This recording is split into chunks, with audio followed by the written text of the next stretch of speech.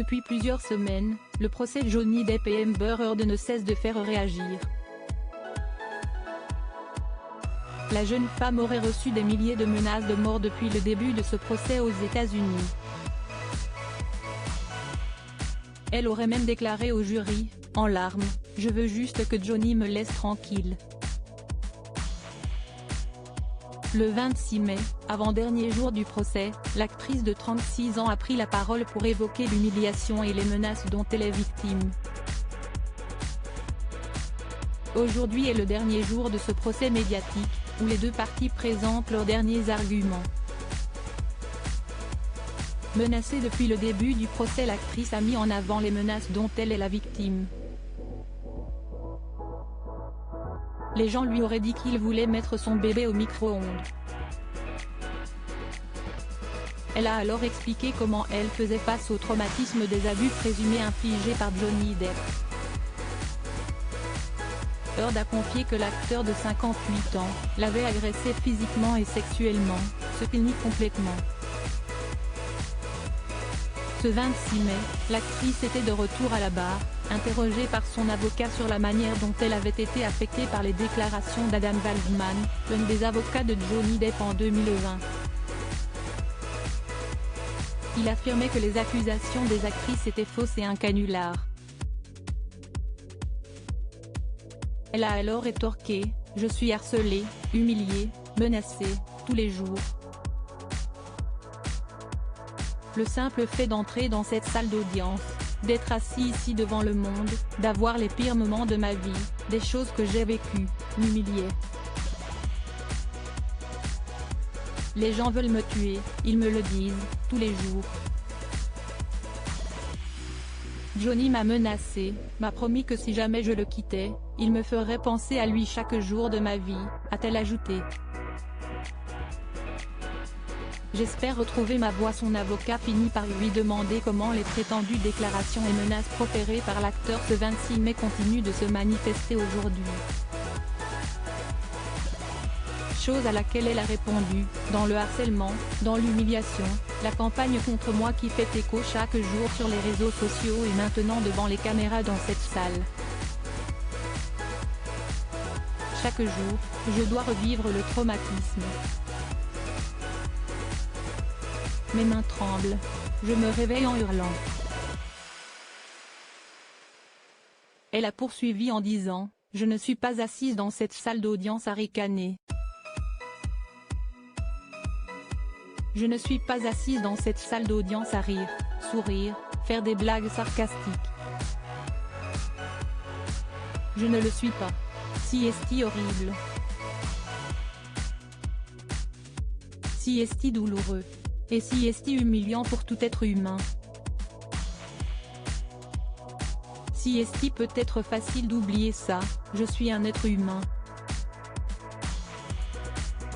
Témoignant des menaces qu'elle a reçues depuis la déclaration de Waldman, l'actrice a déclaré, « Je reçois des centaines de menaces de mort régulièrement, voire quotidiennement. Des milliers depuis que ce procès a commencé, avec des gens qui se moquent de moi. » En larmes, elle a poursuivi son témoignage, « Je veux juste qu'il me laisse tranquille. Je le dis depuis des années maintenant. » À un moment du procès, on lui demande ce qu'elle espérait récupérer après que ce soit fini. Amber a alors répondu, « J'ai le droit de raconter mon histoire et j'espère retrouver ma voix. » Plusieurs témoins à la barre au cours de ce procès, le tribunal a pu entendre plusieurs témoignages. Le premier témoin était le chirurgien de la main, le docteur Richard Gilbert, qui a soutenu la version de Depp de la façon dont son doigt avait été sectionné lors d'un incident en 2015 en Australie. L'acteur de Pirates des Caraïbes a déclaré, « La blessure s'est produite lorsqu'Amber m'a jeté une bouteille de vodka. » Face à ça, l'actrice rétorque, « Depp s'est blessé en cognant un téléphone fixe contre un mur. » Le docteur Gilbert a déclaré, « La version d'Heard est hautement improbable car il serait rare qu'une blessure comme celle de Depp soit causée de cette manière. » Lorsqu'on lui a demandé pourquoi la blessure correspondait à la version de Depp, le docteur Gilbert a répondu « Comme M. Depp l'a décrit, la bouteille a explosé, il est donc certainement raisonnable que le verre qui a explosé ait également entraîné la perte de tissu mou.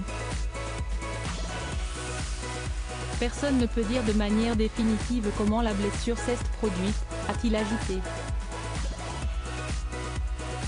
J'ai diagnostiqué un SSPT à Amber. Ce témoignage n'était pas le seul de la journée. La psychologue clinicienne et médico-légale Dawn Hughes a été entendue à la barre. Plus tôt, elle avait déclaré « J'ai diagnostiqué un SSPT à Amber à la suite d'abus de Depp ». Le Dr Hughes a rejeté le témoignage du psychologue Dr Shannon Curry, un témoin expert de l'équipe de l'acteur, qui avait déclaré « Les victimes du SSPT sont effectivement incapables de fonctionner ». Face à ces propos, le Dr Hughes a expliqué qu'il s'agissait d'une idée fausse courante, ajoutant même « Les personnes aux prises avec des traumatismes et le SSPT sont des personnes très fortes, courageuses et résilientes, même si elles luttent ». L'actrice avait soumis des photos d'elle avec des blessures présumées. Elles ont été remises en question par l'équipe de l'acteur. Ce 26 mai, le tribunal a entendu l'enquêteur en criminalistique informatique, Julian Acker, un témoin expert de l'équipe de Heard. Pour lui, les photos spécifiques qu'il avait examinées étaient authentiques.